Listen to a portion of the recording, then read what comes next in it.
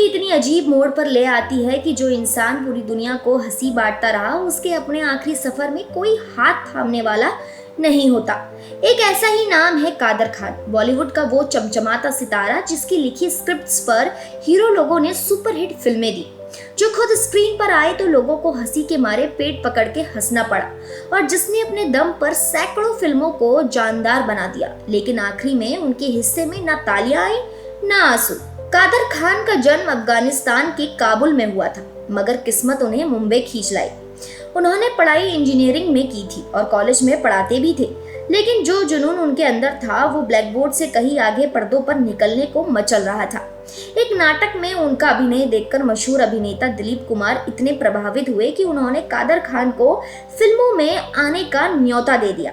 और बस फिर क्या था, उन्होंने दाग फिल्म से अपने करियर की शुरुआत की और फिर कभी पीछे मुड़कर नहीं देखा। अब बात करते हैं कादर खान के सबसे बड़ी ताकत की, उनकी कलम। कादर साहब ने 250 से भी ज्यादा फिल्मों के डायलॉग्स लिखे, जिसमें अमर अकबर एंथनी, कुली, शराबी, मुकद्दर का सिकंदर, लवारिस जैसी फिल्में शामिल हैं। अमिताभ बच्चन, जितेंद्र, धर्मेंद्र, गोविंद जैसे बड़े बड़े स्टार्स के लिए वो डायलॉग्स मशीन थे। उनके डायलॉग सिर्फ पंक्तियां नहीं होते थे, वो पूरी कहानी बुनते थे, एक मजबूत किरदार गढ़ते थे। और जब वो खुद एक्टिंग करते थे तो क्या ही कहना, उनके कॉमिक टाइमिंग इतनी जबरदस्त थी कि गोविंदा और शक्ति कपूर जैसे लोग भी उनके सामने पानी भरते दिखते थे। अब जरा सोचिए, जिसने इतनी हिट फिल्में दी हों, जो इंडस्ट्री का इतना बड़ा हिस्सा रहा हो, उसे आखिर में ये दुनिया इतनी खामोशी से क्यों अलविदा कह देती है। 31 दिसंबर 2018, वही दिन जब कादर खान ने आखिरी सांस ली। जगह कनाडा बीमारी, भयंकर न्यूरोलॉजिकल डिसऑर्डर, जिसका नाम है PSP। ये बीमारी इंसान के चलने, बोलने और सोचने की क्षमता छीन लेती है। कादर खान अपने अंतिम समय में चल नहीं पा रहे थे, कादर खान बोल नहीं पा रहे थे और शायद सोचने की शक्ति भी कम हो चुकी थी। हालात इतने गंभीर थे कि उन्हें अस्पताल के ICU में भर्ती किया गया, फिर वो कोमा में चले गए और वहीं उनका निधन हो गया।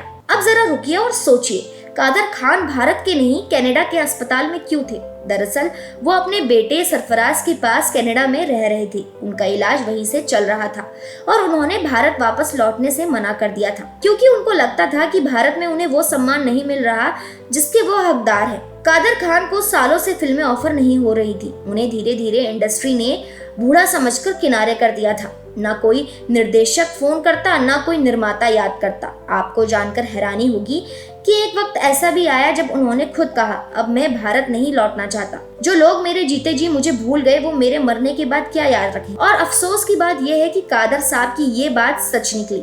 ना अमिताभ, ना गोविंदा, ना शक्ति कपूर, ना कोई डायरेक्टर, कुछ परिवार वाले और करीबी दोस्त ही मौजूद थे। अब आप ही बताइए, क्या यही होता है एक लेजेंड का अंत? कादर खान के बेटे सरफराज ने मीडिया को बताया कि उनके पिता को हमेशा इस बात का अफसोस रहा कि बॉलीवुड ने उन्हें भुला दिया। कोई हालचाल पूछने तक नहीं आता था। यहाँ तक कि जब कादर साहब बीमार थे तब भी इंडस्ट्री से कोई हाल पूछने नहीं आया, और जब उनका निधन हुआ तो भारत में कुछ टीवी चैनलों ने भी ये नहीं दिखाया। उनके बेटे ने खुद कहा कि हमें ये बात बहुत चुभी कि उनके जाने के बाद भी उन्हें वो सम्मान नहीं मिला जो मिलना चाहिए था। और देखिए मजे की बात, मरने के बाद भारत सरकार ने उन्हें पद्मश्री से नवाजा। अब बताइए, जीते जी ना सम्मान, ना काम, ना इज्जत, और मरने के बाद पद्मश्री। क्या सिर्फ पुरस्कार से किसी का अपमान मिटाया जा सकता है? कादर खान ने कई बार इस बात को जाहिर किया था कि फिल्मों में अब अश्लीलता, मारधाड़ और कंटेंट की कमी है। वो चाहते थे कि फिल्में समाज को दिशा दे, सिर्फ मनोरंजन ना हो। उन्होंने कहा था कि अगर हमारे डायलॉग समाज में गंदगी फैला रहे हैं तो हम क्या छोड़कर जा रहे हैं। शायद यही सोच उन्हें इंडस्ट्री से दूर करती गई, और एक दिन ऐसा आया कि वो पूरी तरह गुमनाम हो गए। लेकिन जनता ने कभी उन्हें नहीं भुलाया। आज भी YouTube पर उनके पुराने कॉमिक सीन वायरल होते हैं। आज भी लोग कहते हैं, भाई कादर खान जैसा कॉमिक टाइमिंग किसी के पास नहीं था। उनकी फिल्में आज भी टीवी पर आती हैं और लोगों को हंसाती हैं। तो फिर ये इंडस्ट्री इतनी बेरहम क्यों है?